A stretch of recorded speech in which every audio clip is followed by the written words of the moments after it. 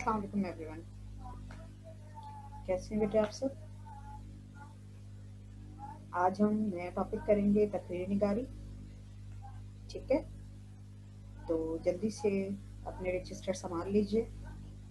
आज थोड़ा सा लिखने वाला काम भी होगा। आदिल अभी मैं डिस्कस कर रही हूँ, मैं समझ गई आप किस लिए हाथ उठा रहे हैं। अभी मैं सिलेबस डिस्कस करती हूँ आप लोगों से, ठीक है।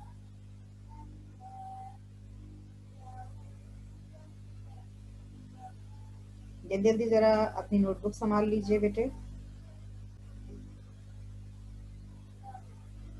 क्विकली।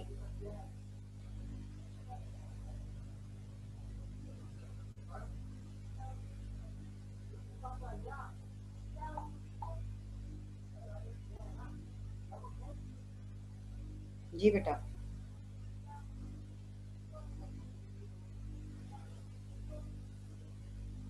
संभाल लिए, बस एक लाइन लिख लीजिए, फिर मैं आगे चल रही हूँ।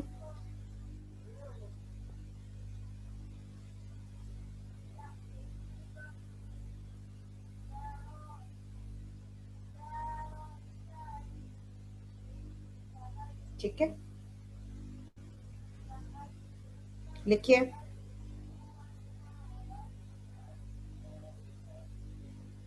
पॉइंट नंबर 1, तकरीर हम 250 अल्फाज तक लिख सकते हैं।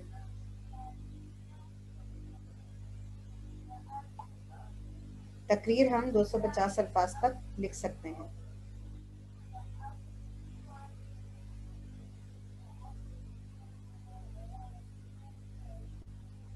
तकरीर हम 250 अल्फाज तक लिख सकते हैं, ये लिख लीजिए, फिर आगे चल रही हूँ।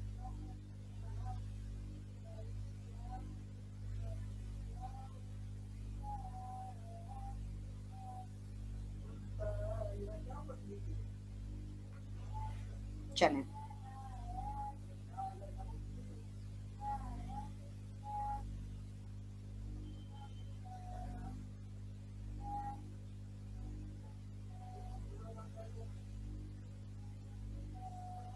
नंबर 1, तकरीर या खिताबत एक ऐसा फ़न है जिसके ज़रिए एक मुकर्रर किसी मौजू पर इस तरह इज़हार ख्याल करता है कि उसकी ज़बान से निकला एक एक लफ्ज़ और एक एक जुमला सुनने वालों के दिलों पर असर करता है।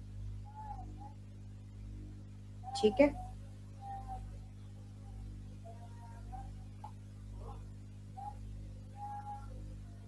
और वो और उन पर वो मौजू अपनी तमाम तर वसअतों के साथ इस तरह वाज़ेह हो जाता है कि सामईन जिसके ख्यालात से मुत्तफ़िक हो जाते हैं। दिमाग में रखिएगा, आप तकरीर लिख रहे हैं, कर नहीं रहे। जहाँ मामला ये होता है कि हम तकरीर लिख रहे हैं तो हमारा जो राइटिंग का तरीक़ाकार है वो लिखने के लिहाज से जानदार होना चाहिए कि पढ़ने वाले को ये महसूस हो कि वाकई में कोई तकरीर तहरीर की गई है। ठीक है बेटा, तो इज़हार ख्याल से मुराद आप उसे लिखकर इज़हार ख्याल में लेकर आ रहे हैं, और जब चूंकि हम तकरीर लिख रहे हैं तो हमारा जो तकरीर का पैटर्न है वो थोड़ा सा अलग होता है, थोड़ा सा डिफरेंट होता है। वो पैटर्न भी मैं डिस्कस करूंगी, लेकिन अभी नहीं। अभी फ़िलहाल हम बात करें तकरीर के हवाले से, और पैटर्न के हवाले से बताती चलूँ कि आपके CAI के एग्ज़ाम में तकरीबन 7 नंबर आपके कंटेंट के होते हैं और 13 नंबर होते हैं आपके लैंग्वेज के। तो लैंग्वेज और कंटेंट के हवाले से हम देखें तो हमारा कंटेंट होना बहुत ज़रूरी है, जिसमें जो हमारा इंट्रोडक्शन होगा, जो हम तकरीर अपनी स्टार्ट लेंगे, उस हवाले से उसके भी नंबर शामिल होते हैं। ठीक है, नंबर 2, हमारे निसाब में शामिल तकरीर का अंदाज तहरीरी है, यानी तालिब इल्म को किसी एक मौजू पर 200 अल्फाज पर मुश्तमिल अपने ख्यालात को एक तकरीर के अंदाज में कलमबंद करने को कहा जाता है। इसलिए ज़रूरी है सबसे पहले देख लिया जाए कि मौजू क्या है। कलमबंद तहरीर करना, हमें सबसे पहले जो फोकस करना है वो अपना मौजू देखना है। अमूमन ये होता है कि तकरीर लिखने के लिए हम उठा तो लेते हैं, लेकिन हमारे पास उस तकरीर के अकॉर्डिंग ख्यालात नहीं होते, अल्फाज नहीं होते, जब हमारे पास ख्यालात नहीं होंगे, अल्फाज नहीं होंगे, तो हम लिख भी नहीं पाएंगे, फिर हम सिर्फ आएं बाएं शाएं लिख रहे होंगे। तो सबसे पहले जो फोकस है वो हमारा मौजू है। मौजू को लेकर आपने 3 से 4 मिनट तक खामोशी के साथ सोचना है, तमाम मालूमात को एक जगह जमा करना है। पॉइंट्स को चाहें तो थोड़ा सा अपने पास रफली कहीं रिटन लिख लीजिए और इसके बाद फिर काम स्टार्ट करना है।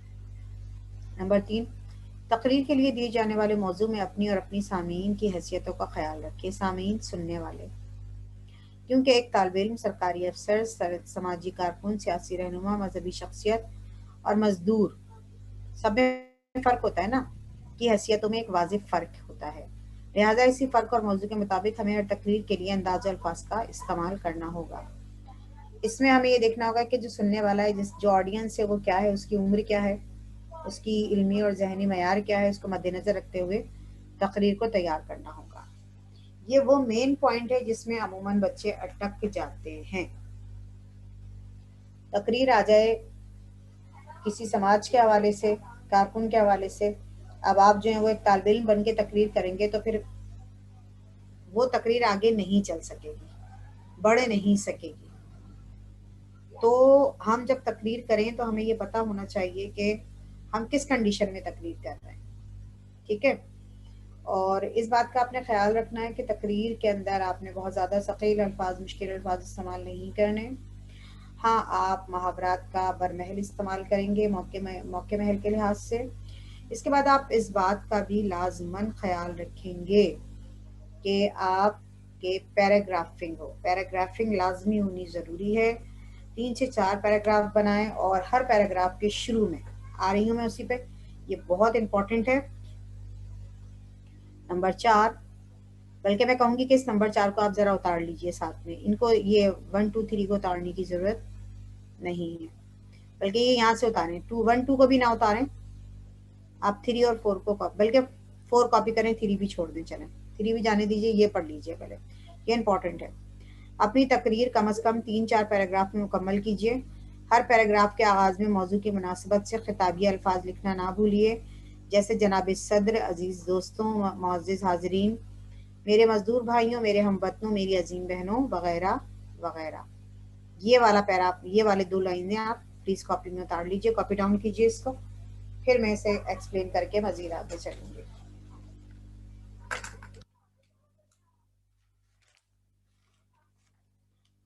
और आपको बताती चलूँ, अगला जो भी आपका टेस्ट टॉपिक होगा उसके हवाले से वो थोड़ा सा बड़ा हो जाएगा, ये भी मैं आपको बता रही हूँ। यानी जितने टॉपिक्स मैंने आपको करवा लिए हैं कि जिसमें मजमून नवेसी है, ख़त है, मुकालमा है, रिपोर्ट है, और अब हम तकरीर कर रहे हैं। फिर हमने कुछ जुमलों की साख में तब्दीली भी किया है, क्लोज इबारत भी कर लिया है, मुहावरात की भी पूरी एक शीट मैंने आपको प्रोवाइड कर दी है। मेरे ख्याल में अब तलखीस ही रह गई है, और तफहीम भी बीच में हमने कर ली थी। तो बहरहाल तलखीस और तफहीम भी मैं आपको करवाती चलूँगी। तो इस तरह मैं ये चाहूँगी कि एक छोटा सा आपका ग्रैंड टेस्ट के तौर पर पेपर जो है वो ले लिया जाएगा, यानी वो आपके टेस्ट टाइम में ही होगा। और उसमें ये भी सुन लीजिए, ये तमाम चीज़ें जो मैंने आपको बताई, जितना हम पढ़ चुके हैं, मैं कहीं से भी कोई भी चीज़ आपसे पूछ लूँगी या दे दूँगी, ठीक है बेटा, ये दिमाग में रखिएगा आप लोग।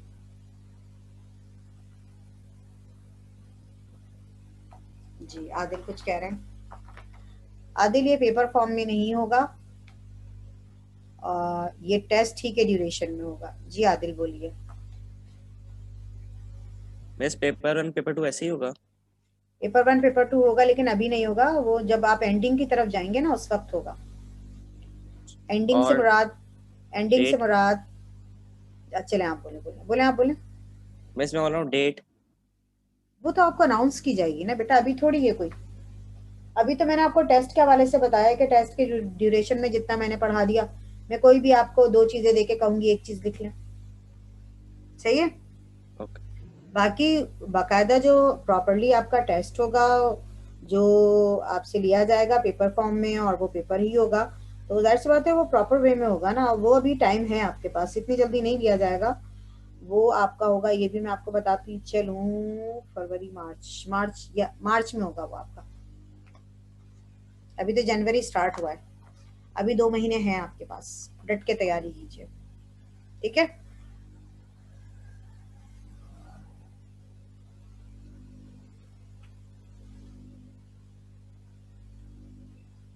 जी आदिल बोलिए बेटा।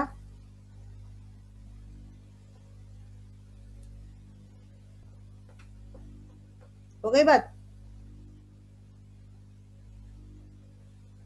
चलिए ठीक है बेटा, ये वाला पॉइंट जरा जल्दी से लिख लीजिए अपनी तकरीर 3-4 पैराग्राफ में, ये बहुत इंपॉर्टेंट पॉइंट है। वजह इसकी ये है कि अगर आप इन तमाम पॉइंट्स को शामिल नहीं करेंगे तो फिर हमारी तकरीर तकरीर की तरह नहीं होगी, तकरीर वाला अंदाज नहीं आएगा।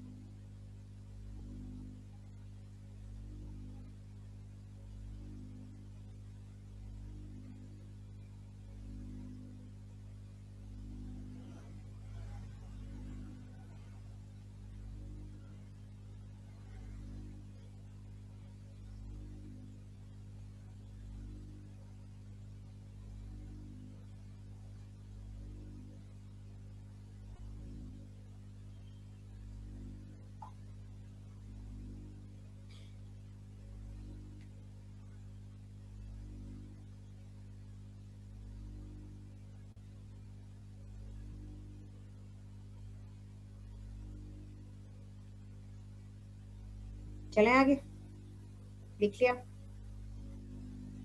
कि तकरीर जो है वो आपकी 3 से 4 पैराग्राफ में हो।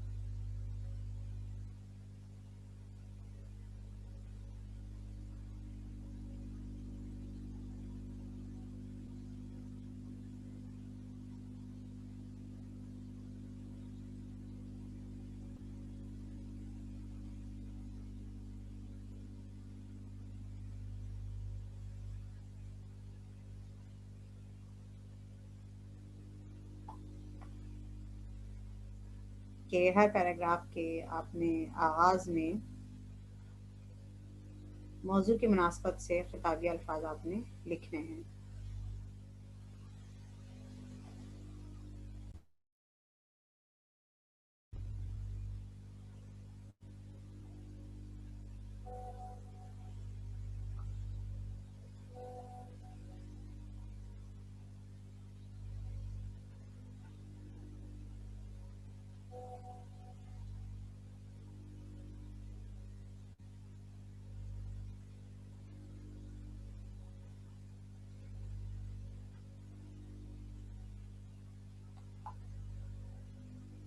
आगे चल रही हूँ बेटा।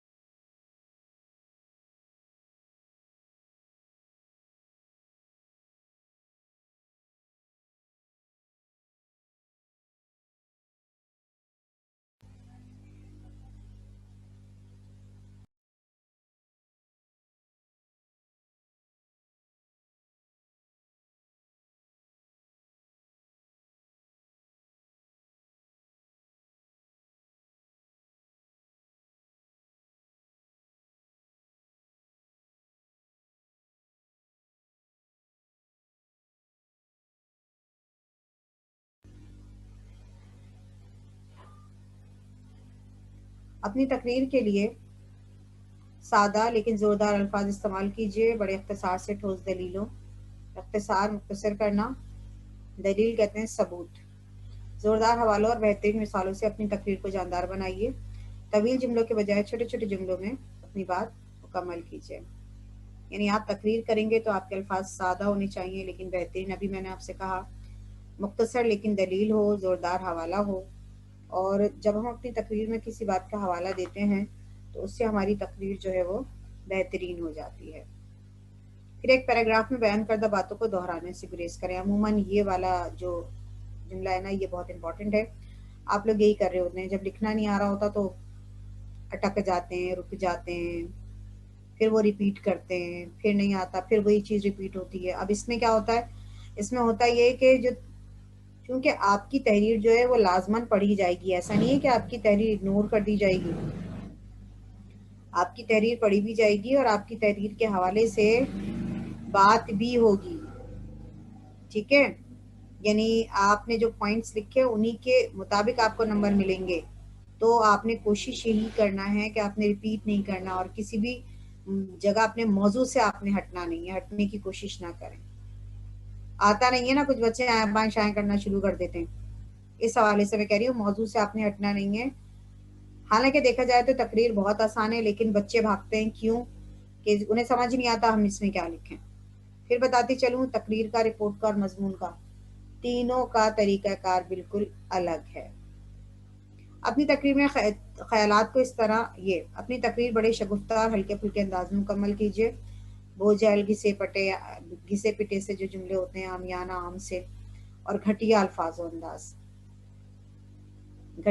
अंदाज से गुरेज करें। आपका भाई और आपका, इस तरीके से जो बच्चे लिख रहे होते हैं ना, ये गलत है। आम से अल्फाज होते हैं ये। ठीक है, अपनी तकरीर में ख्यालात को इस तरह तरतीब दीजिए कि आपकी तकरीर हतमी, आखिरी और मंतकी तरतीब से अंदाज में अपने अख्ताम को पहुंचे। तकरीर के लिए दी गई अल्फाज की हद से तजावुज ना करें। मैंने आपको लिखवा दिया 250, यानी 250 ही, आप इससे ज़्यादा आप नहीं लिखेंगे। आखिर में इस्लाह के गर्ज से आपने नजर सानी ज़रूर करना है और साफ साफ और खुशखत लिखना है। अब आपसे गुजारिश करूंगी कि ये पॉइंट्स, 8 पॉइंट, यानी ये 4, 5, 6, 7, ये 4 पॉइंट आप अपनी कॉपी में उतार लीजिए, फिर हम आगे चलेंगे। जो उतार ले वो रेज हैंड कर ले। मुझे पता है 10 मिनट लेंगे आप लोग लिखने में। खुदा के लिए स्क्रीनशॉट के चक्कर में ना रहा करें, वो स्क्रीनशॉट ही हो जाता है वरना फिर। ठीक है, लिख लीजिए इसको जरा जल्दी से।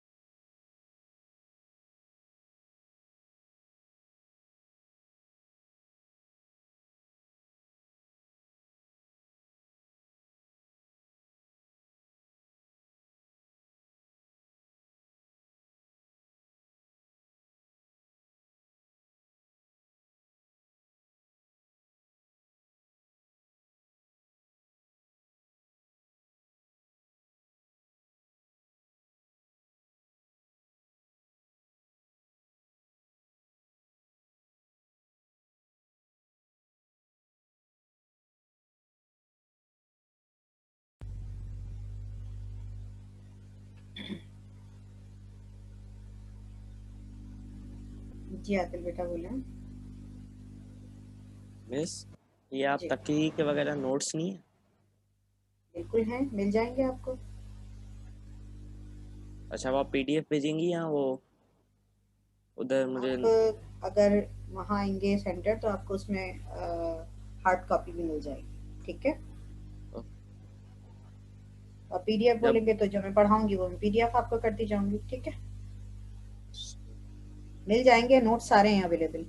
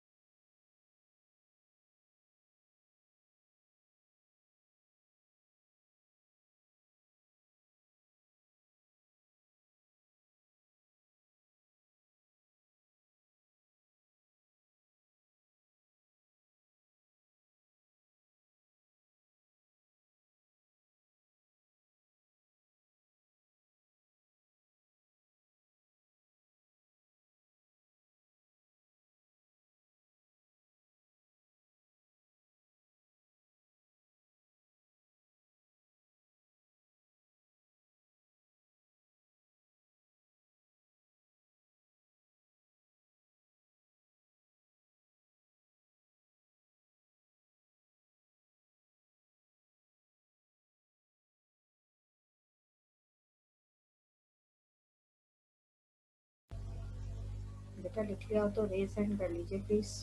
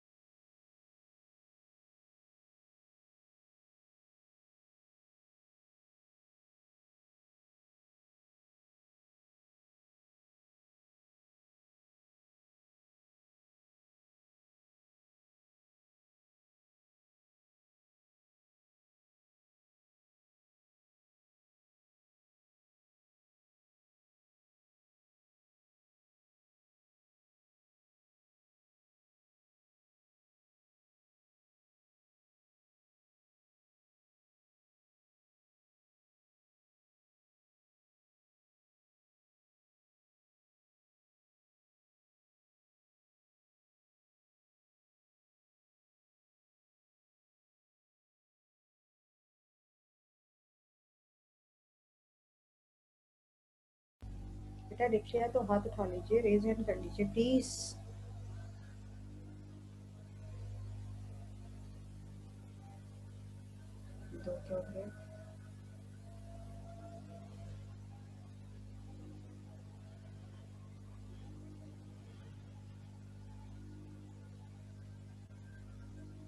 बाकी 4 लोग शायद कहीं और चले गए हैं।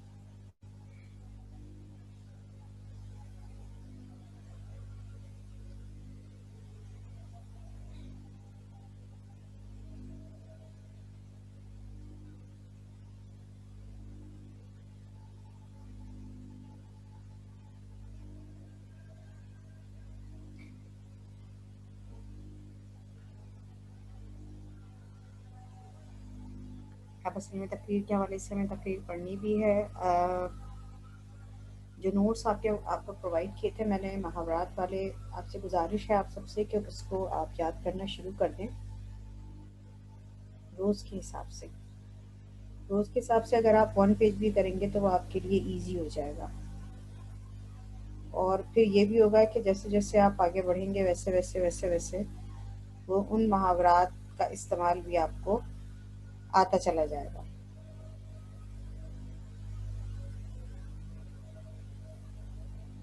यानी अपनी क्रिएटिव राइटिंग में अगर आप मुहावरात इस्तेमाल करते हैं तो वो क्रिएटिव राइटिंग आपकी बेहतरीन होगी और वो आपको A1 जो है उसकी वजह से आपको मिल जाएगा।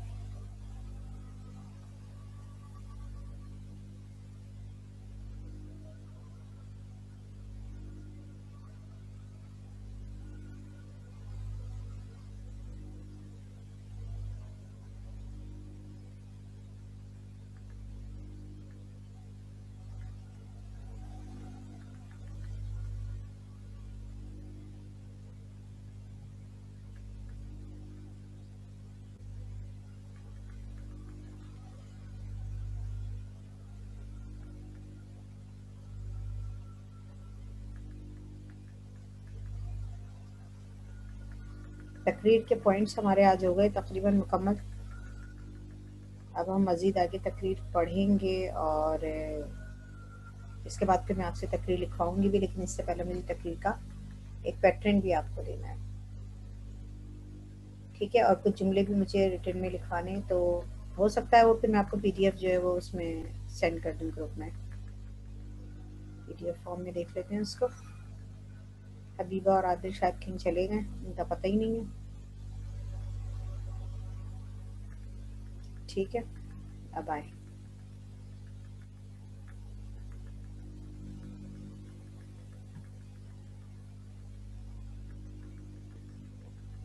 इसलिए कि जैसे ही कोचिंग आपका खुलेगा तो उस वक्त जो टेस्ट में लूँगी वो मुहावरात के हवाले से होगा ड्यूरिंग क्लास। इस वक्त तो ले ही नहीं सकती इसलिए कि ये तो अभी आप ऑनलाइन चल रहे हैं, तो ड्यूरिंग क्लास फिर कुछ ऐसा भी काम है जो मुझे लाजमन आपको उस वक्त ऑन दी स्पॉट क्लास में ही करवाना होगा ना, टाइम पर, मौके पर ही, ठीक है बेटा।